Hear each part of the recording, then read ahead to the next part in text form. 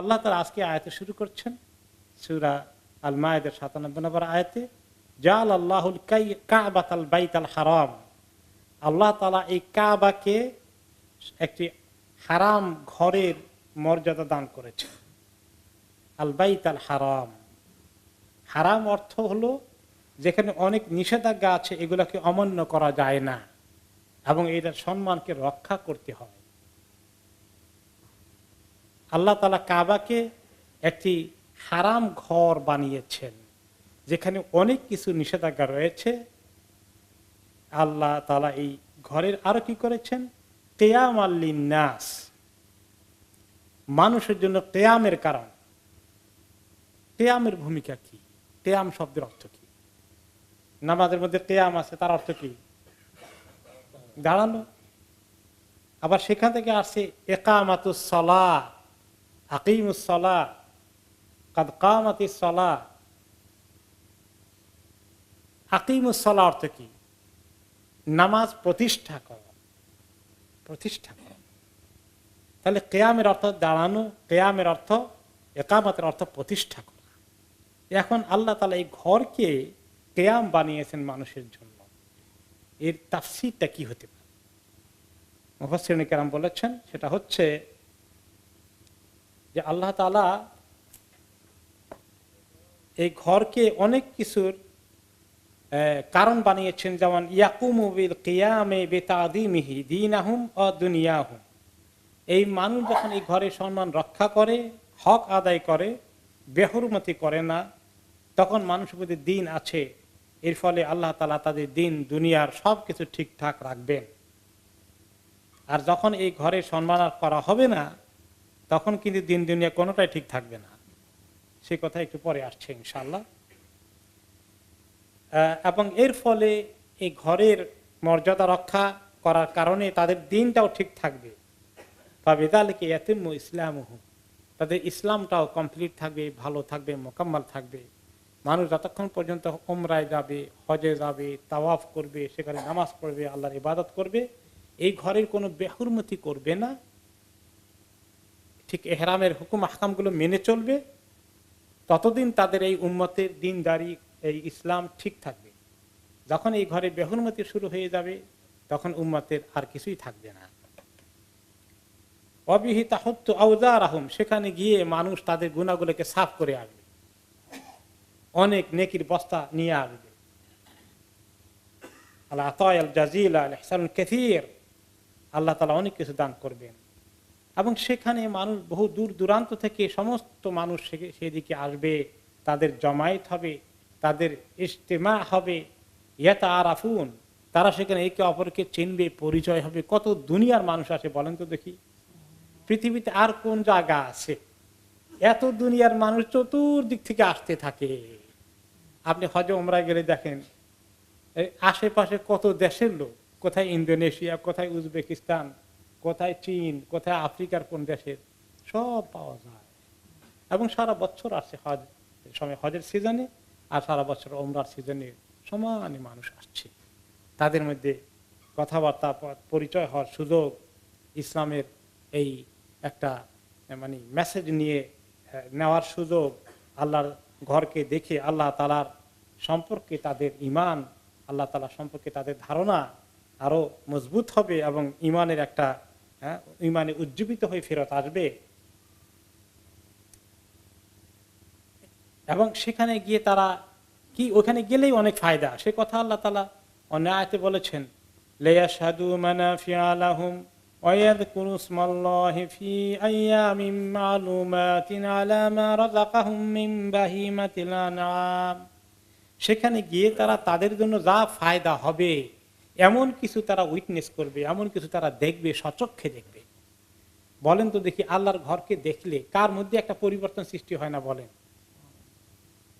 আল্লাহর ঘরের দিকে তাকালে, কাবার দিকে তাকালে মনের মধ্যে একটা পরিবর্তন হয় না? মানুষের আসে না? পাষাণ দিলের মধ্যেও মনে হয় যেন আল্লাহর রহমত নাজিল হয়ে যায়। এই যে আকর্ষণ, এটি একটা মানুষের জন্য বড় কল্যাণের কারণ। সেখান থেকে কল্যাণ নিয়েই ফেরত আসে। বিশেষ করে হজের সময় বিভিন্ন জায়গায় তালবিয়া থেকে শুরু করে, তাকবীর থেকে শুরু করে, আল্লাহর নাম পড়া, এবং এই পাথর মারার সময়, সব জায়গায় কোরবানি করার সময় সব জায়গায় আল্লাহ তাআলার নাম নিতে হয়। এই যে কাণ্ডগুলো হয়, এগুলো মানুষের জন্য কিয়াম, মানুষের দুনিয়ার মধ্যে নিরাপত্তা, শান্তি, স্থিতিশীলতা, অস্তিত্বের জন্য এগুলো প্রয়োজন। হজটা উম্মতের জন্য ফরজ, আমাদের জীবনে একবার ফরজ। দেখেন, এমন যদি হয়, কোন কোন ইমাম বলেছেন যে একবার যদি এমন হয় যে কেউ হজ করতে যায় না, সবাই বলছে আমি তো গতবার হজ করছি, কিছুদিন আগে করছি, বাকিরা আগামী বছর যাবো, এই বছর কেউ হজে গেল না, এরকম যদি কোনো বছর ঘটে যায় তাহলে পৃথিবী আর থাকবে না।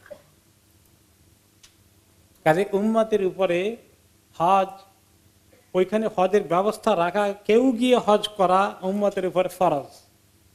কোনো বছর কোনো কারণে যদি কেউ না যায় তাহলে এই পৃথিবীর অস্তিত্ব বিলীন হয়ে যাওয়ার সম্ভাবনা রয়েছে। এবং প্রত্যেকেই এর জন্য আল্লাহর কাছে গুনাহগার হয়ে যাবে, এবং আসলে আল্লাহর ঘরকে এইভাবে বিরান করে ফেললে, কেউ না গেলে তার পর্যন্ত দুনিয়ার আর অস্তিত্বই বাকি থাকবে না। এক পর্যায়ে আসবে যে কাবা ঘরের অস্তিত্ব শেষ হয়ে যাবে। কখন সেটা?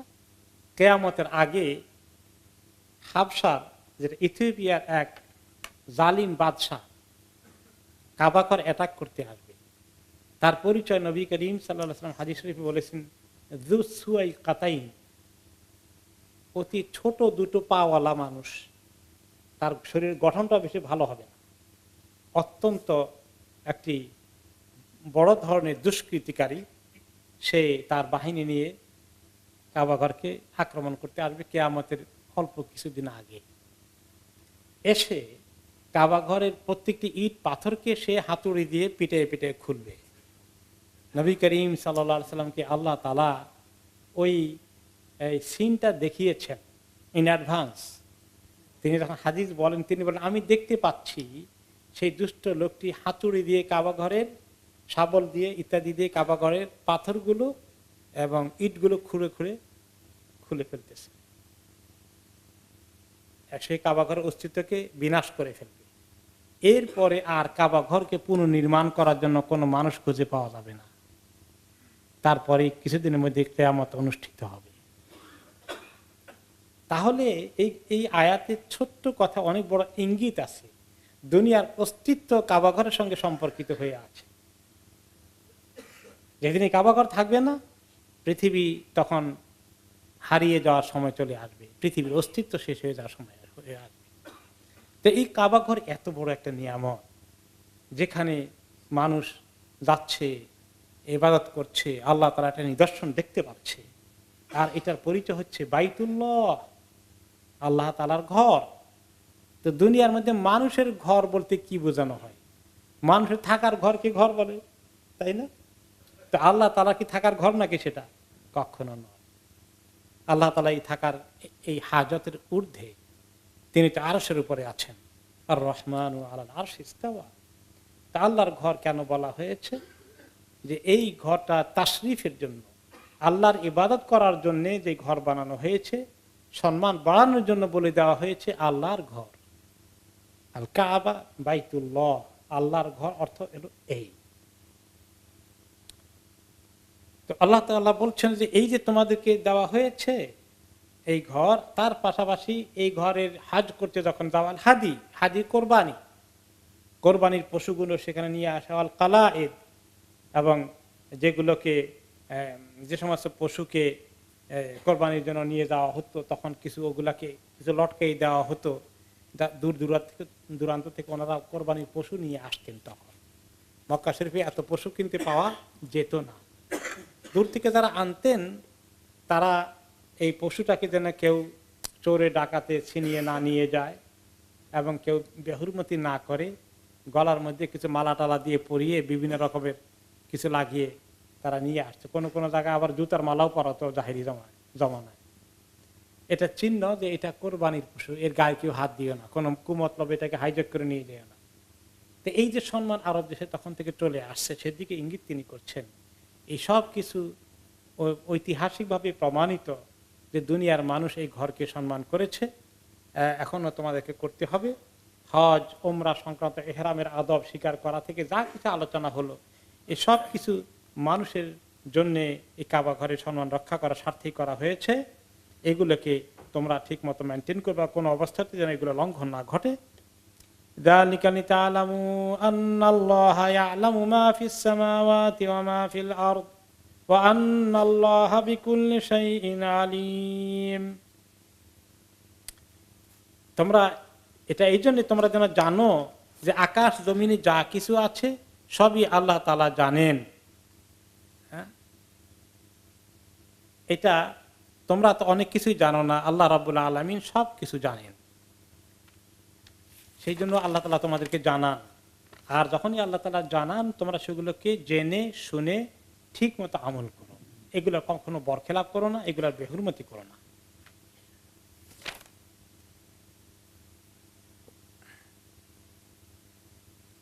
আন্নাল্লাহা ইয়ালামু মা ফিস সামাওয়াতি ওয়া মা ফিল আরদি ওয়া আন্নাল্লাহা বিকুল্লি শাইইন আলীম।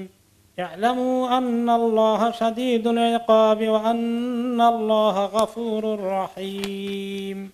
তোমরা আরো জেনে নাও যে আল্লাহ তাআলা শক্ত করে শাস্তি দিতে পারেন এবং তিনি আবার অনেক ক্ষমা করেন, তিনি অনেক রহমত দান করেন। তাহলে কেউ যদি আল্লাহ তাআলার হুকুমের বরখেলাপ করে বসে তাকে যেমন শাস্তি দিতে পারেন, আর যে কেউ হুকুমকে আমল করে ঠিক মতো, তাদের গুনাহ খাতা ত্রুটি হয়ে গেলে বা অনিচ্ছায় কিছু ঘটে গেলে এগুলোকে আল্লাহ তাআলা ক্ষমা করে দেবেন এবং তিনি অনেক দয়াময়, দয়াশীল। মা আলার রাসূলি ইল্লাল বালাগ ওয়াল্লাহু ইয়ালামু মা তুবদুনা ওয়া মা তাকতুমুন। এই যে আমার নবী, তার দায়িত্ব কি? পৌঁছাইয়ে দেওয়া। তিনি সমস্ত কথা পৌঁছে দিবেন। বালাগ, তাবলীগ ওই সেম রুট থেকে এসেছে, পৌঁছিয়ে দেওয়া, আল্লাহর কথাগুলোকে মানুষের কাছে পৌঁছিয়ে দেওয়া। তিনি শুধু পৌঁছিয়ে দেন, কে ঠিক মতো আমল করো আর না করো এটাকে তিনি পাহারা দিতে পারবেন সব সময়? আসল আমল করলা কি করলা না এই খবর কে রাখবেন? আল্লাহ তাআলা। আল্লাহু ইয়ালামু মা তুবদুনা ওয়া মা তাকতুমুন। তোমরা কি করো আর কি লুকিয়ে রাখো, কি প্রকাশ করো কি গোপনে করো, সব কিছুর খবর কিন্তু আল্লাহ তাআলা জানেন। কাজেই শরীয়তের হুকুমগুলো যখন শুনো, চাই হজ ওমরা আল্লাহর ঘরের আদবের ব্যাপারে হোক অথবা তোমাদের জীবনে শরীয়তের যে কোনো হুকুম আসে, এগুলো কতটুকুন তোমরা লঙ্ঘন করো, কতটুকুন মেনে চলো, এগুলো কিন্তু আল্লাহ তাআলা ঠিক মতো খবর রাখেন। মনে রেখো, কোনো অবস্থাতে আল্লাহ তাআলাকে ফাঁকি দেওয়া যাবে না। এরপরে আল্লাহ রাব্বুল আলামিন কিছু অন্যদিকে আমাদেরকে নিয়ে যাচ্ছেন। যদিও আরব দেশের বা মসজিদ হারাম সংক্রান্ত কথাবার্তা কিছু পরে আবার আসবে, এখানে মাঝখানে কিছু আদব শেখাচ্ছেন, কিছু গুরুত্বপূর্ণ নসিহা এসেছে। قُل لَّا يَسْتَوِي الْخَبِيثُ وَالطَّيِّبُ وَلَوْ أَعْجَبَكَ كَثْرَةُ الْخَبِيثِ فَاتَّقُوا اللَّهَ يَا أُولِي الْأَلْبَابِ لَعَلَّكُمْ تُفْلِحُونَ। আপনি বলে দেন, দেখো যেগুলো খাবিস জিনিস আর যেগুলো তাইয়্যিব, খাবিস আর তাইয়্যিব কখনো এক রকম নয়, কখনো বরাবর হয় না, কখনো সমান নয়। খাবিস আমরা বাংলাতে অনেকেই খবিস বলে থাকি, খারাপ জিনিসকে, খারাপ কাজকে খাবিস বলে, খারাপ মানুষকে খবিস বলে। তো খাবিস কাজও হতে পারে, খাবিস কর্ম হতে পারে, গুনার কাম, খারাপ কাজ।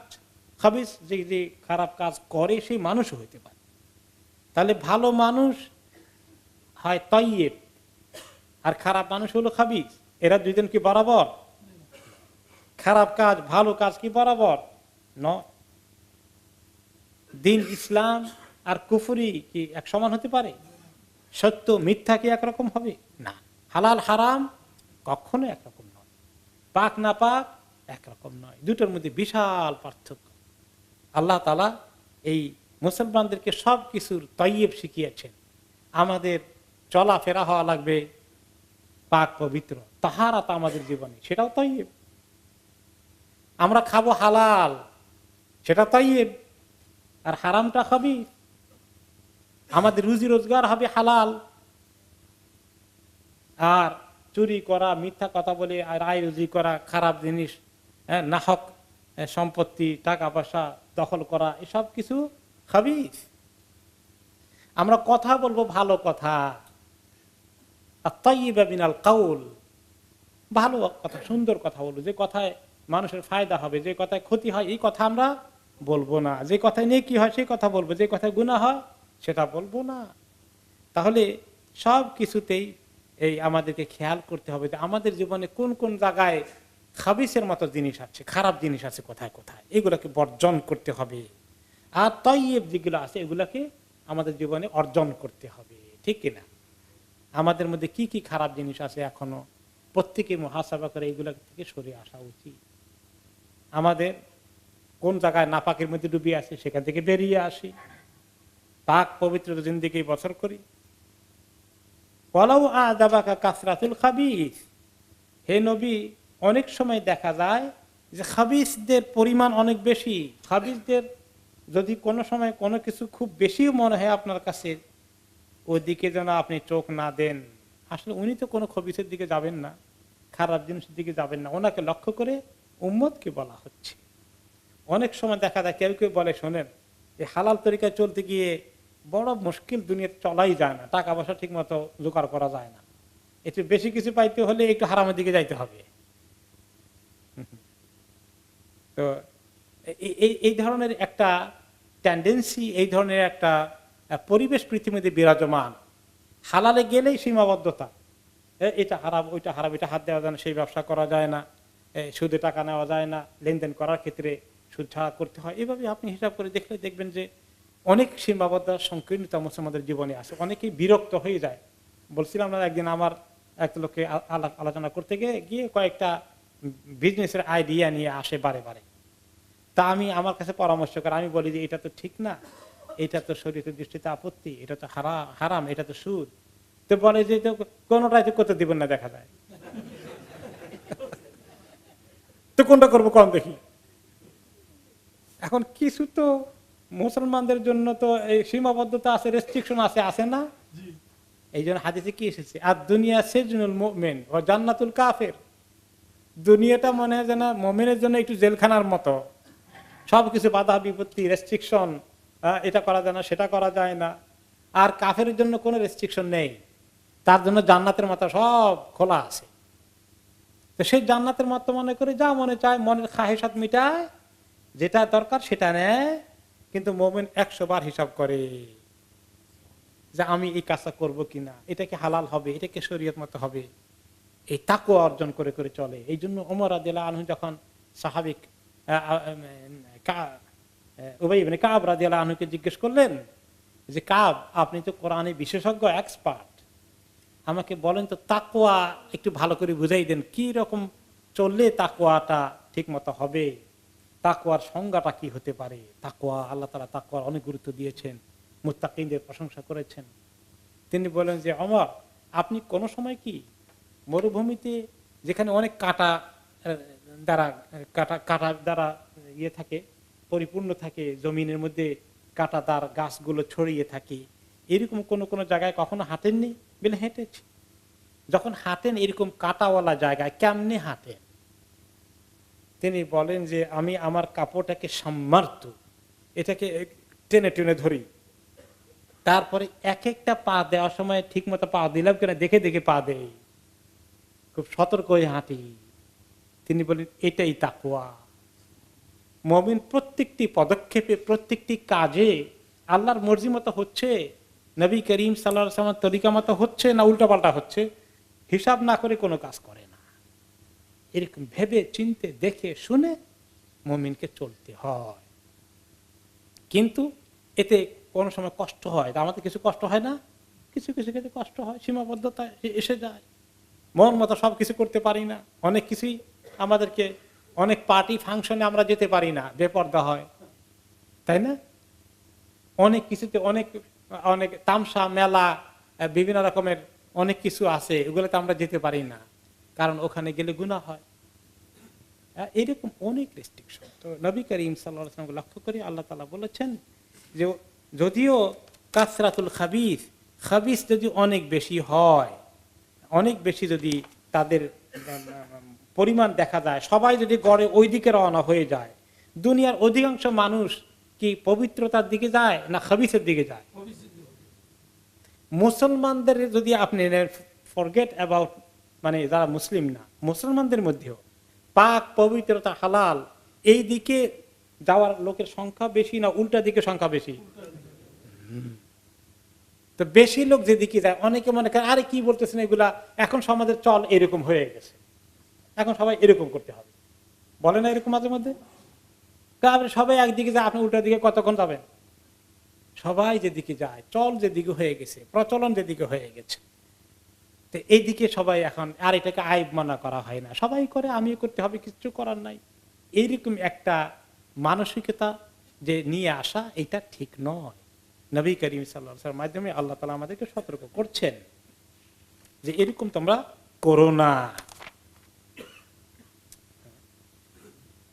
এরপরে বেশি বেশি পাওয়া সবসময় যে ফায়দার কারণ না, টাকা পয়সা অনেক কিছুই, বাড়ি গাড়ি, শুধু বেশি শুধু বেশি, বেশির দিকে মানুষের নজর। আলহাকুমুত তাকাসুর, তোমাদের বেশি বেশি পাওয়া তোমাদেরকে ব্যস্ত করে রাখে, নেশায় ফেলে দেয়। বেশি পাওয়া সবসময় ভালো না, অনেক বেশি পাওয়া অনেক ক্ষতির কারণ হয়। সেই জন্যে হালাল তরিকা আসলে আলহামদুলিল্লাহ, যখনই আমরা হালালকে বর্জন করে অনেক বেশির দিকে নজর দেই, তখন এই বেশিটা আমাদের কোনো কল্যাণে আসবে না, ক্ষতির কারণ হবে। এই জন্য একটা হাদিসে এসেছে, কালিলুন তুআদ্দি শুকরাহু খায়রুম মিন কাসীরিন লা তুতিকু, যে অল্প অর্জন করে তুমি যদি আল্লাহর শুকরগুজার হতে পারো, তাহলে বেশি করে অর্জন করে তুমি শুকরগুজার অকৃতজ্ঞ হয়ে এবং তোমার ভিতরে উল্টা পাল্টা ঢুকিয়ে দিয়ে তুমি আরো বেশি অশান্তির দিকে চলে যাবে। মানুষ যখন বেশি একেবারে তার কোনো কিছু লাইন থাকে না, এত বেশির মধ্যে জড়িয়ে পড়ে, তখন তার জীবনটা অনেক দুর্বিষহ হয়ে যায়, অনেক দুর্বিষহ হয়ে যায়, কোনোটাই লাইন করতে পারে না, ডিসঅর্গানাইজ হয়ে যায়, কোনটা ঠিক করবে, সব জায়গা অগোছালো হয়ে যাচ্ছে, তার জীবনে শান্তি উঠে যাচ্ছে। সেই জন্য অল্পে তুষ্টি, এটাকে কানা বলা হয়েছে। অল্পে তুষ্টি একটা বড় নিয়ামত। একটা হাদিসে এসেছে আল গিনা গিনান নাফস, যে অন্তরের মধ্যে যে ধনী সে আসল ধনী, যে যার অন্তরটা ধনী সে আসল ধনী। তার মানে অন্যটা দেখে তার লোভ হয় না, আরে উনি এত টাকা কেমনে বানালেন, হিংসা বিদ্বেষ কম্পিটিশন এগুলো তার মধ্যে চলে এসে অস্থিরতা সৃষ্টি করে ফেলে। আর যে ব্যক্তির এখানে আছে আলহামদুলিল্লাহ আমার আল্লাহ যা দিচ্ছেন আমি অনেক হ্যাপি আছি, তার কোনো অশান্তি থাকলো আর যার দেখে যে আল্লাহ এই জায়গাটা আমি কিনবো, কতদিন থেকে অপেক্ষা আছি, বেটা চট করে কিনে ফেলছে, এই খবর শোনা পরে কিরকম কষ্ট লাগে। আপনি এই অমুক জায়গায় বাড়িটা কিনবেন, ঠিকঠাক করে রাখছেন, তারপরে গিয়ে দেখেন যে আরেকজন 2000 পাউন্ড বেশি দিয়ে নিয়ে গেছে, আহারে কি কষ্ট লাগে। হ্যাঁ, তো এইগুলো যাদের বলতে ওইটা আমার কিসমতে নাই, যাক চলে গেছে, এর মধ্যে খায়ের আছে আলহামদুলিল্লাহ। তাই অল্প তুষ্টি, যা পেয়েছি আমার আল্লাহ যা দিয়েছেন আলহামদুলিল্লাহ, এর মধ্যে যে শান্তি। আর যাদের এত বেশি পেয়ে গেছে, আরো পাওয়ার জন্য না পেলে কি কষ্ট হয়, তার আসলে শান্তি ওই জায়গায় নয়। শান্তিটা মানুষের অন্তরের মধ্যে যদি আল্লাহ দিয়ে দেন, আল্লাহ তাআলা রিজিক যা এসেছে আলহামদুলিল্লাহ। কাজে খালি বেশি দেখলেই মানুষের মধ্যে হিংসা বিদ্বেষ সৃষ্টি হয়ে যায়। আপনি ভালো অবস্থায় আছেন, একটা ভালো বাড়ি করেন, কেউ কেউ খুশি হয়, বাকিরা কি করে, দুঃখ পায়, হিংসা মনে কষ্ট সৃষ্টি হয়ে যায়। অনেক লোক আপনার দুশ্মন হয়ে যায়, শত্রু হয়ে যায়। এলাকার মধ্যে, দেশের মধ্যে, আপনার টাউনের মধ্যে বড় বাড়িটা আপনার হয়ে গেলে দেখবেন কত লোক দুশ্মনী করছে। তো কাজেই বেশির মধ্যে যে খুব শান্তি, এটা তো নিশ্চিত নয়, এবং দুশ্মনী অনেকভাবে মোকাবিলা করতে হয় মানুষকে। আল্লাহ তাআলা সেটাই আমাদেরকে বলছেন যে হালাল পন্থায় যা এসেছে আলহামদুলিল্লাহ, কোন সময় তোমরা খবিসের দিকে, নাপাকের দিকে, অন্যায়ের দিকে, হারামের দিকে, এগুলো সব খবিস, এগুলোর মধ্যে কোনো শান্তি নাই। তাহলে কি হবে, ফাত্তাকুল্লাহ ইয়া উলিল আলবাব লাআল্লাকুম তুফলিহুন, কাজে আল্লাহকে ভয় করো হে জ্ঞানী লোকগুলো, আশা করা যায় তোমরা কামিয়াব হবে। জ্ঞানী লোকেরা, বুদ্ধিমান লোকেরা শুধু বেশির পিছনে দৌড়ে না, তাদের জীবনের একটা স্ট্যান্ডার্ড আছে, একটা মান আছে, তাদের অল্পে তুষ্টির কারণে অন্তরের মধ্যে শান্তি আছে, এটাই আসল কামিয়াবি। শুধু বেশি জোগাড় করার মধ্যেই কামিয়াবি নয়। এই একটা হলো যে আমাদের লোভ লালসা এগুলা কমানোর জন্য হারাম তরিকায় যাওয়ার রাস্তা থেকে সরানোর জন্য আল্লাহ তাআলা আমাদেরকে এখানে নসিহত করলেন। পরের আয়াতে সাহাবা কিছু প্রশ্ন করতেন নবী করিম সাল্লাল্লাহু আলাইহি ওয়াসাল্লাম, কোন কোন ওকেশনে করেছেন, বেশি প্রশ্ন করে ফেলেছেন। বেশি প্রশ্ন করলে উনি কষ্ট পেতেন মাঝে মধ্যে। তারপরে উল্টোপাল্টা প্রশ্ন করেছে কোন কোন সময়। মুসা আলাইহিস সালামকে তার উম্মত অনেক কষ্ট দিয়েছে না বিভিন্ন প্রশ্ন করে? ওই লাইনে কিছু মানুষের টেন্ডেন্সি আছে, তো এটা আল্লাহ তাআলা পছন্দ করেন। আর তিনি এই মুহূর্তে নবী করিম সাল্লাল্লাহু আলাইহি ওয়াসাল্লামের কিছু উপলক্ষে যখন এরকম প্রশ্ন করলো, তখন আল্লাহ তাআলা আয়াত নাযিল করে সাবধান করে দিলেন, ইয়া আইয়ুহাল্লাযীনা আমানু লা তাসআলু আন আশিয়াআ ইন তুবদা লাকুম তাসুকুম। হে ঈমানদারগণ, তোমরা এমন কিছু বিষয় সম্পর্কে জিজ্ঞাসা করো না আল্লাহর নবীকে, যেগুলো জিজ্ঞাসা করলে সেগুলা প্রকাশ করে দিলে উত্তর এসে গেলে তোমাদের ক্ষতি হবে, এমন জিনিস জিজ্ঞাসা করো না। ওয়া ইন তাসআলু আনহা হিনা ইউনাজ্জালুল কুরআনু তুবদা লাকুম। আর কোরআন নাজিল হওয়া অবস্থায় নবী করিম সাল্লাল্লাহু আলাইহি ওয়াসাল্লাম তো যতদিন জিন্দা আছেন, কোরআন তো নাজিল হচ্ছে। আর তোমরা যদি ওই সময় বিভিন্ন প্রশ্ন করো, তোমাদের প্রশ্নের কারণে কিন্তু আল্লাহ তাআলা শরীয়তকে টাইট করে দিবেন, বেশি কঠিন বানিয়ে দিবেন। তাহলে কঠিন হবে। এটা হয়ে গেছে না? বনি ইসরাইলকে মুসা আলাইহিস সালাম বললেন কি করতে হবে, একটা গরু জবাই করো, একটা গাভী জবাই করো, যে কোনো একটা গরু জবাই করে দিলেই হতো। তারা কি বললো? কতক্ষণ পরে এসে বলে গরু কি রকম তা তো বললেন না, খালি গরুর কথাই বললেন। এটা কি একটু একটু বয়স্ক গরু হওয়া লাগবে, না একটু বাছুর মার্কা গরু হলে চলবে? সেটা জবাব আসলো। কিছুক্ষণ পরে কিরকম রং টং কিরকম হবে তা তো বলেন নাই। এই এক একটা পরে এক একটা, তারপরে প্রত্যেকবার যখন প্রশ্ন করে আল্লাহ তাআলা বলে দেয় যে এরকম টাইপ একটা শর্ত ঢুকিয়ে দেন। এরপরে যখন সব শেষ হয়ে গেছে, সব জিজ্ঞাসা করে, আর জিজ্ঞাসা করার কিছু নাই তাদের কাছে। তো এখন বলে যে এতক্ষণে আমরা বুঝলাম, তার মানে এতক্ষণ আল্লাহ এবং মুসা আলাইহিস সালাম তাদেরকে কি বলছে বুঝাইই বলতে পারে নাই। দেখছেন কি মাতবারি করলো, এতক্ষণে বুঝলাম আমরা। তার মানে একটা ধাক্কা দিল যে আপনি আর আপনার আল্লাহ যা কন ঠিক মতো বুঝাই করতে পারেন না। তাদের তেরামি কিরকম। এখন তো বুঝছে, টাইট করে দেওয়ার পরে দেখা গেল যে এই গরু আর কোনো জায়গায় কোনো মার্কেটেই পাওয়া যায় না। ঘুরতে ঘুরতে ঘুরতে ঘুরতে এক এতিমের কাছে পাওয়া গেছে। আর সেই এতিমের গার্ডিয়ানরা টের পাইছে যে এই গরু তো মার্কেটে 2 নম্বর না, এটা তাদের কিনতেই হবে। তখন দাম দিছে বাড়ায়, কয়েকশো গুণ বাড়াই দিছে দাম। তো এই বেশি প্রশ্ন করে আটকে গেল না, মুসিবতে হয়ে গেল। এই কাজ যেন না করে। অনেক অকেশনে নবী করিম সাল্লাল্লাহু আলাইহি ওয়াসাল্লাম বলেছেন যে তোমরা কি আমাকে মুসা আলাইহিস সালামের কওম যে জিজ্ঞাসা প্রশ্ন করছে এরকম করতে চাও? সাহাবীরা সাবধান হয়ে গেছে।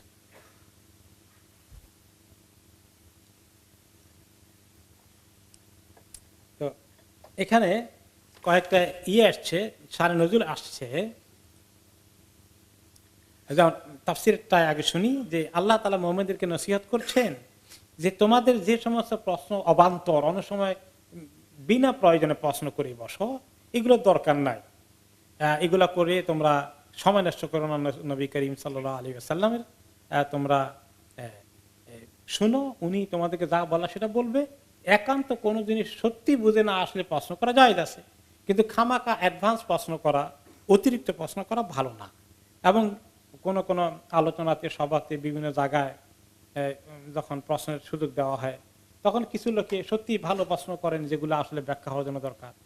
কিছু লোকে খামাকা অবান্তর প্রশ্ন করে বসেন এবং প্রশ্ন করতে করতে কোন জায়গা থেকে কোন জায়গায় চলে যান, আসলে আলোচনা কি ছিল এটা লোকেরা শেষে ভুলেই যায়। থেকে উত্তর থেকে দক্ষিণ, দক্ষিণ থেকে পশ্চিম দিকে চলে গেল। তো এরকম বেশি করা ঠিক নয়। এক্সাম্পল আসছে, একবার নবী করিম সাল্লাল্লাহু আলাইহি ওয়াসাল্লাম খুতবা দিচ্ছিলেন। খাতাবা রাসূলুল্লাহ সাল্লাল্লাহু আলাইহি ওয়াসাল্লাম খুতবাতান মা সামি'তু মিছলাহা কাত। আনাস ইবনে মালিক রাদিয়াল্লাহু তাআলা আনহু বলেন যে এত সুন্দর একটা খুতবা তিনি দিলেন, এত প্রয়োজনীয় কথা, এত চমৎকার খুতবা আমি আর শুনিনি। ওয়াকালা ফিহা লাউ তা'লামুনা মা আ'লামু লা দাহিকতুম কালিলা ওয়া লা বাকাইতুম কাসীরা। এই খুতবার মধ্যে তিনি একটি চমৎকার উপদেশ দিয়ে বললেন, হে মানুষ, তোমরা যদি জানতে আমি যা জানি, আল্লাহ তাআলা আমাকে যা দেখিয়েছেন জান্নাতের অবস্থা, জাহান্নামের অবস্থা, আখিরাতে কি হবে, এইটা যদি তোমরা বুঝতা তাহলে তোমরা খুব কমই হাসতা জীবনে, কাঁদতে বেশি। আল্লাহর কাছে কাঁদতে কাঁদতে তোমরা পেরেশান হয়ে যেতে, হাসার কথা চিন্তা করতে পারতে না। এত কঠিন জিন্দেগি তোমাদের সামনে আছে মৃত্যুর পরেই। এরকম মারাত্মক নসিহত তিনি করছিলেন। আর এই কথা শোনার পরে সাহাবীদের কি হলো, ওনাদের এমন অ্যাকশন হলো, ওনার এমন ভাবে এটার আসর ওনাদেরকে ধরে ফেললো, ওনারা কাঁদতে থাকলেন। কিভাবে কাঁদলেন? ওনাদের মাথায় স্কার্ফের মতো যেটা ছিল, গামছার মতো, ওইটা দিয়ে সবাই চোখ ঢেকে হু হু করে কাঁদতে থাকলো। সবার আওয়াজ চলে আসলো কান্নার।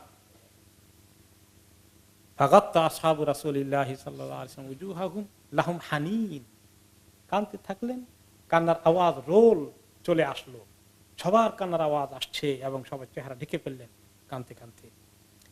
আর এই অবস্থার মধ্যে দেখেন সবাই কাঁদছে, এই অবস্থার মধ্যে চট করে এক লোক প্রশ্ন করে বসছে। এই অবস্থা কি প্রশ্ন করলো? ক্বালা রাজুলুন মান আবি, ইয়া রাসূলুল্লাহ আমার বাবাকে একটু বলবেন নাকি? বাবা হারিয়ে গেছে, বাবাকে জানে না। তার কারণ কি জানেন? বলেন তো কারণ কি?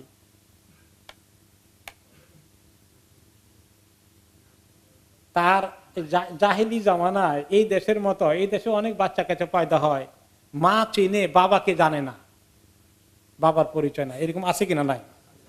এগুলা দিন দিন বাড়ে না কমে? দিন দিন বাড়ে। বিয়ে শাদী ছাড়া যে কোনো ভাবে সন্তান পেটে এসে গেছে। তো এরকম জাহেলি জামানায় তাই হয়েছে, অনাচার অবিচার এভাবে চলেছে। তো সে হয়তো জানে না যে তার বাবাকে। এখন সে মনে করে আল্লাহর নবীকে তো আল্লাহ তাআলা গায়েবের জ্ঞান দিয়ে জানাই দিবে। তো সে এখন চিন্তা করছে আমার বাবাকে তো পাইলাম না, একটু বলতে পারবেন? তো আল্লাহ তাআলা ওনাকে তৌফিক দিলেন, তিনি বললেন যে ফুলান অমুক তোমার বাবা। তো কিন্তু রাসূলুল্লাহ সাল্লাল্লাহু আলাইহি ওয়াসাল্লাম জিনিসটা পছন্দ করেন নাই।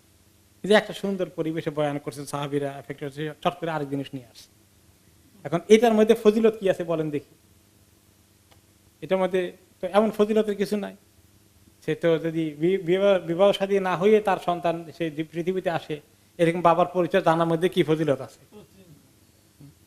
তারপরে আবার ওই বাবা যদি অস্বীকার করে, যা বাবা আমি তোমার বাবা না, তো আরেক মুশকিল খামাখা। তো এইগুলো ফিতনা ছাড়া তো ভালো কিছু নেই।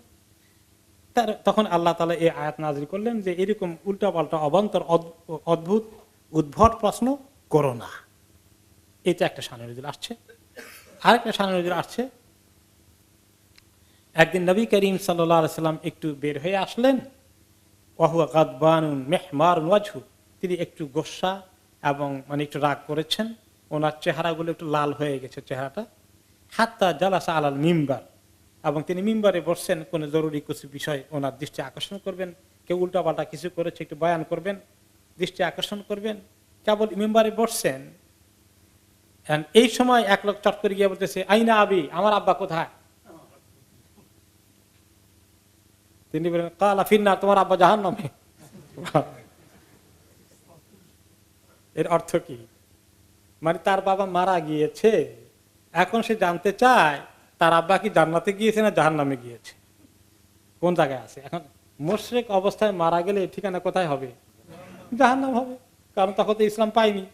যদি আবু তালেব, আব্দুল মুত্তালিব, নবী করিম সাল্লাল্লাহু আলাইহি ওয়াসাল্লাম চাচা, বাবা, দাদা, এরা সব তো মুশরিক ছিল, মূর্তি পূজা করতো, তাই না? তো জাহান্নামে যাওয়া সব কোথায় যাবে? তো রাসূলুল্লাহ সাল্লাল্লাহু আলাইহি ওয়াসাল্লাম তো জানেন শিরক করে গেছে, তিনি বলছেন জাহান্নামে। তো ফাকাম আখার, তারটা শুনে এখন আরেকজন দাঁড়িয়েছে, সে বলে যে মান আবি, আমার বাবাকে বলতে পারবেন? তিনি বলেন ফাকালা আবুকা হুযাফা, তোমার বাবার নাম হলো হুযাফা। এখন এই যে শুরু হয়ে গেছে, রাসূলুল্লাহ সাল্লাল্লাহু আলাইহি ওয়াসাল্লাম একটা জরুরি বিষয় নিয়ে উনি উম্মতকে একটা শক্ত নসিহত করার জন্য মিম্বারে কেবল বসছেন, উদ্ভট দুইটা প্রশ্ন করে বসলেন। তো উনি কি এমনি কষ্টে আছেন, চেহারা একটু ওনার রাগের সাইন আছে যে কোন একটা সাহাবী বা কিছু একটা উল্টাপাল্টা করেছে, সেই ব্যাপারে সতর্কবাণী করবেন, আর এরকম প্রশ্ন করে বসছেন। ওমর রাদিয়াল্লাহু আনহু, আল্লাহ তাআলা ওনাকে তৌফিক দিলেন, উনি টের পাইলেন যে কাণ্ডগুলো ভালো হচ্ছে না।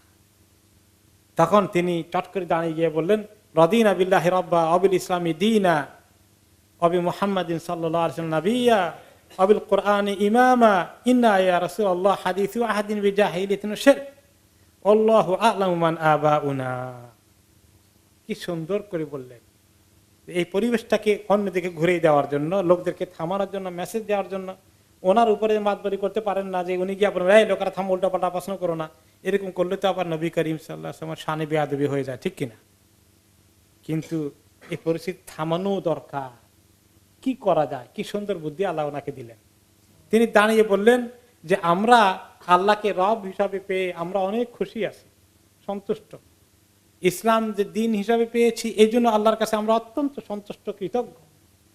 আমাদের নবী যে মুহাম্মদ সাল্লাল্লাহু আলাইহি ওয়াসাল্লাম আমাদের নবী হিসাবে পেয়েছি এই জন্য আল্লাহর কাছে আমরা কৃতজ্ঞ, সন্তুষ্ট।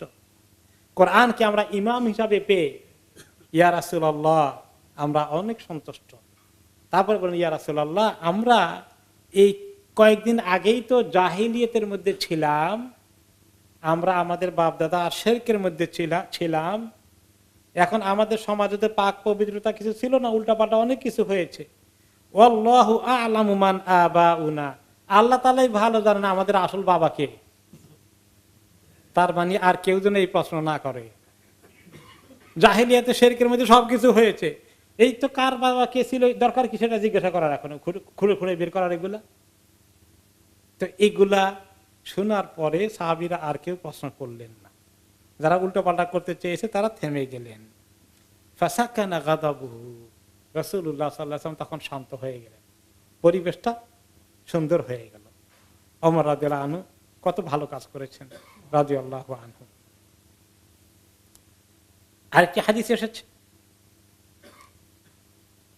ইমাম বুখারী রাহমাতুল্লাহ আলাইহি ইবনে আব্বাস রাদিয়াল্লাহু আনহু থেকে বলেছেন, কানা কওমুন ইয়াসআলুনা রাসূলুল্লাহ সাল্লাল্লাহু আলাইহি ওয়াসাল্লাম ইস্তিহজাআন, কোন সময় কেউ কেউ উপহাস করে, বিদ্রুপ করে, মস্কারি করে প্রশ্ন করে বসত। অনেক সময় সিরিয়াসলি করে না, মানে একটা ফান করে প্রশ্ন করে। কেউ কেউ এরকম ফান করে প্রশ্ন করতো, ফায়াকুল রাজুল মান আবি, আমার বাবাকে, এরকম করে প্রশ্ন করে বসতো।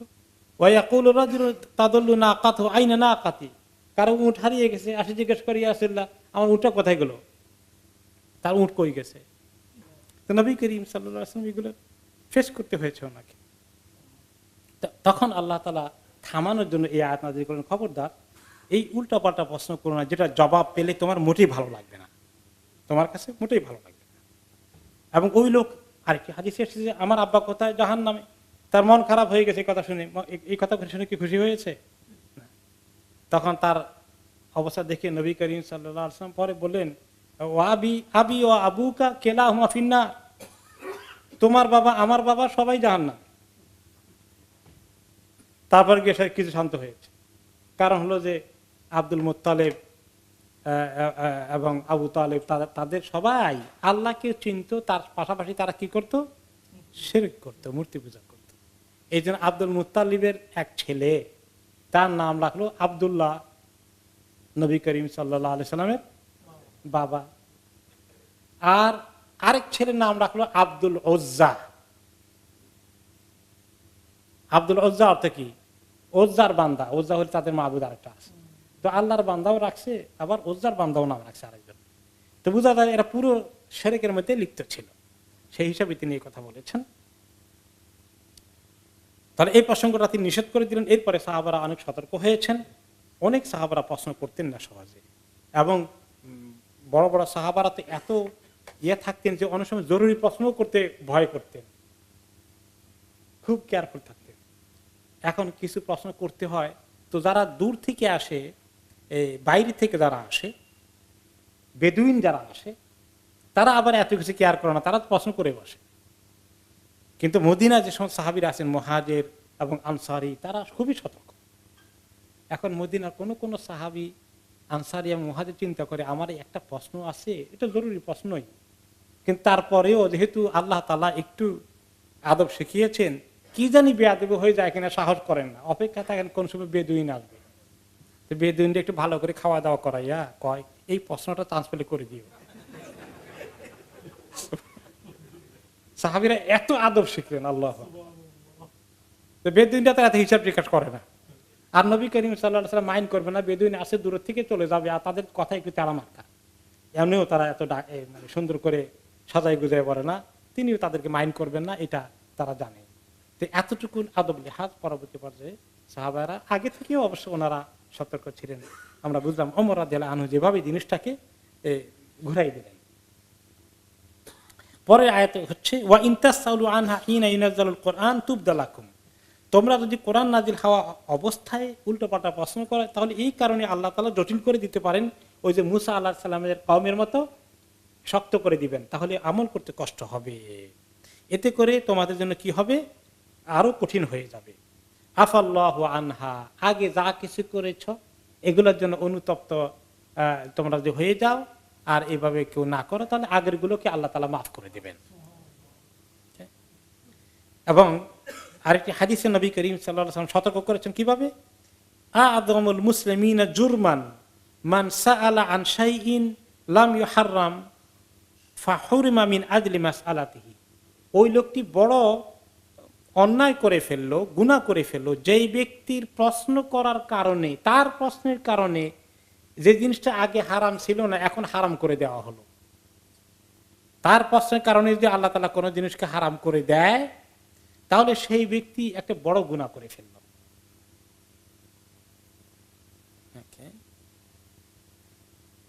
এরপরে আরেকটি হাদিসে তিনি বলেছেন, যারুনি মা তারাকতুকুম ফা ইন্নামা আহলাকা মান কানা ক্বাবলাকুম কাসরাতু সুআলিহিম ওয়া ইখতিলাফিহিম আলা আমবিয়াইহিম, হে উম্মত, আমি তোমাদেরকে যা বলে ছেড়ে দেই সেখানে আমাকে ছেড়ে দাও, আমি যেটা বলি না আগাম ওইটার প্রশ্ন করো না।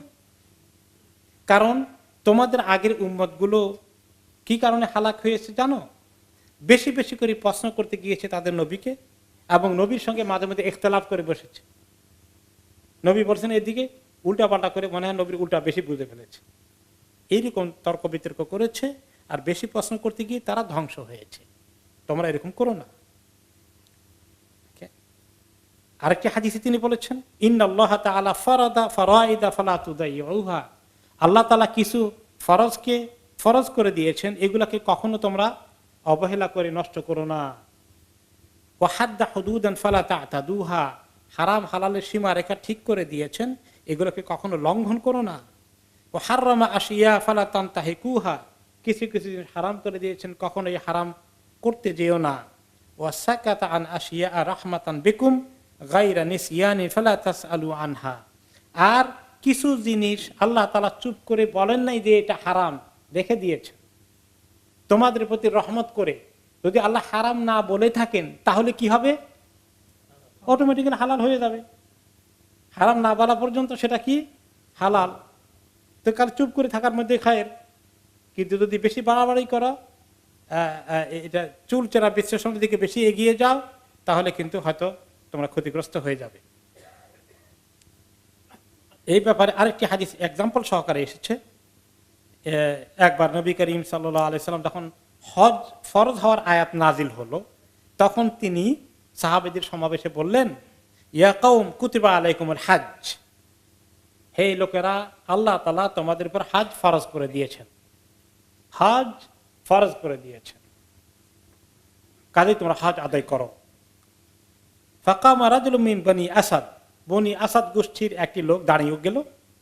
ফাকালা ইয়া রাসূলুল্লাহ আফি কুল্লি আমিন, এইটা কি প্রত্যেক বছর নাকি, মানে এক একজন প্রত্যেক বছর হজ করতে হবে, যেভাবে প্রত্যেক বছর আমাদের রোজা রাখা লাগে? তিনি উত্তর দিলেন না। আবার সে প্রশ্ন করে বসলো, দ্বিতীয়বার উত্তর দিলেন না। থার্ড টাইম আবার প্রশ্ন করে বসলো, আফি কুল্লি আমিন ইয়া রাসূলুল্লাহ। তখন তিনি একটু গোসা হয়ে গেলেন, গোসা হয়ে বললেন, ওয়াল্লাযী নাফসি বিয়াদিহি লাউ কুলতু নাআম লাওয়াজাবাত, দেখো তুমি, আমি বলি নাই, চুপ করে থাকলাম, তারপর তুমি বারে প্রশ্ন করো। আমি যদি এখন হ্যাঁ বলে ফেলি, তাহলে আল্লাহ তাআলা প্রত্যেক বছর ফরজ করে দিবেন। ওয়ালা ওয়াজাবাত মাস্তাতাআতুম, আর এরকম প্রত্যেক বছর ফরজ করতে পারলে পারবা? ঠেকে যাবা, মুশকিলে পড়ে যাবা। ওয়া ইযান লাকাফারতুম, তাহলে তোমরা আবার আল্লাহর হুকুম ফরজ অস্বীকার করলে, মানতে, তাহলে তো কুফরি হয়ে যাবে। ফাতরুকুনি মা তারাকতুকুম, আমি যা বলি না ইন অ্যাডভান্স ওইটা জিজ্ঞাসা করো না, খামাখা কথা বাড়িয়ে প্রশ্ন করো না। ওয়াইদা আমারতুকুম বিশাইইন ফাফআলু, যা যেটা করতে হুকুম করি করো, ওই যে নাহাইতুকুম আন শাইইন ফান্তাহু আনহু, আর যখন আমি নিষেধ করি কোন কাজ থেকে সেটা থেকে দূরে থাকো, বাস এই প্রিন্সিপাল তোমরা ফলো করো। অতঃপর আল্লাহ তাআলা তখন এই আয়াত নাযিল করেছেন। এটাও একটি রিওয়ায়াতে সারে নজির হিসাবে এসেছে। তাহলে আমরা এখন এখানে যেটা শিখলাম যে শরীয়তের বিষয়গুলোকে সিম্পল হুকুম আহকাম যেগুলো আসে এগুলো আমরা গ্রহণ করে নেওয়া, বুঝে নেওয়া, আমল করা জজবা নিয়ে, আর যেটা অবান্তর প্রশ্ন জ্ঞান খরচ করি সেগুলো না করা ভালো। আর যেগুলো সত্যি শরীয়তের বিষয়টা ক্লিয়ার হয় নাই, জানার জন্য প্রশ্ন করা কিন্তু নিষেধ করা হয় নাই। জানার জন্য প্রশ্ন করতে তিনি আবার উৎসাহিত করেছেন। তিনি কি বলেছেন? ইন্নামা দাওয়াউল আইয়ে আস-সুআল, না জানার ঔষধ কি? না জানার ঔষধ হচ্ছে প্রশ্ন করা। মূর্খতার ঔষধ হচ্ছে প্রশ্ন করা। প্রশ্ন করতে হবে। ইন্নামা দাওয়াউল আইয়ে আস-সুআল, তিনি বললেন। সেটা প্রসঙ্গটা ছিল ওই কোরআন শরীফে আয়াত নাযিল হয়েছে যে তোমরা যদি পানি না থাকে তাহলে তোমরা তায়াম্মুম করে নিও। ওযুর পরিবর্তে তায়াম্মুম হবে, গোসলের পরিবর্তেও তায়াম্মুম হয়। অথবা শরীর খারাপ হয়ে গেলে গোসল না করে তায়াম্মুম করা যায়। এক সফরে, এক জিহাদের সফরে সাহাবীরা ছিলেন, এক সাহাবীর মাথা ফেটে গিয়েছিল জিহাদের মধ্যে। তারপরে তিনি অসুস্থ হয়ে পড়লেন, শরীরে জ্বর এসে গেল, বেদনা, ব্যথা বেদনা, জ্বর। এরপর এই অবস্থায় ওনার স্বপ্নদোষ হয়ে গেল। তো তিনি জিজ্ঞেস করলেন, স্বপ্নদোষ হয়ে গেছে, আমার তো নামাজ পড়তে হবে, এখন গোসল করি কেমনি, আমার তো এই অবস্থা, আমার যেন তায়াম্মুম করা জায়েজ হবে কিনা। তো যাদেরকে জিজ্ঞেস করলে তারা বলেন, না স্বপ্নদোষ হয়েছে, আবার তায়াম্মুম করলে ঠিক হবে নাকি, এটা তোমার গোসল করা ছাড়া উপায় নেই। বেচার ঠান্ডা পানি দিয়ে করছে গোসল, আর সেই গোসলে বেচার অবস্থা কাহিলে ইন্তেকালই করে ফেলছেন, মারাই গেছে। তো এই খবরটা পরে মদিনায় আসলো, যারা এই ফতুয়া দিয়েছিল তাদের বিরুদ্ধে কমপ্লেন করলেন বাকিরা, ওনাদেরকে ডেকে বললেন যে কাতালুহু কাতালাহুমুল্লাহ, এই লোকগুলা উল্টা ফতুয়া দিয়ে বেচারাকে মেরে ফেললো, আল্লাহ তাদেরকে মেরে ফেলুক।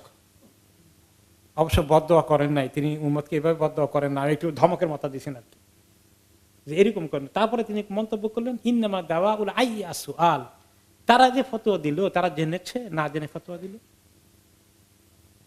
না জানার মেডিসিন হচ্ছে প্রশ্ন করা, আগে জানবে, জেনে তারপরে তারা উত্তর দিবে। কেন তারা না জেনে উত্তর দিবে, তারা কিভাবে কঠিন বিপদে ফেলে দেবে।